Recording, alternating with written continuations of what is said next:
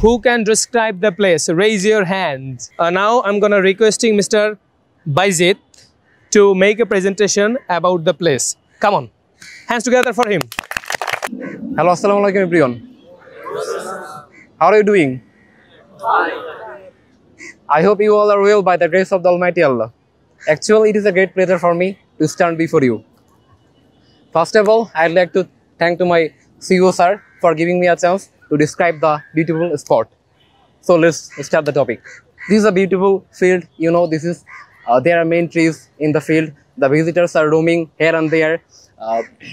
I think this is a very nice spot to spend time with your beloved person, and we can see that there are some people who are just roaming, who are enjoying their time and having a great time here. In this place, I'm just seeing much trees, visitors, and our national parliament also.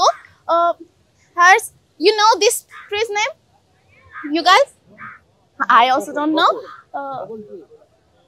But here, my friends, my English Fantasies classmates, and our batchmates, and another batch of students. We feel very cool. Also, there is a bed of grass, green grass, and so much visitors are visiting here. I see a student is playing with balloon, and also I see our teachers also working here and there, and also talking with each other.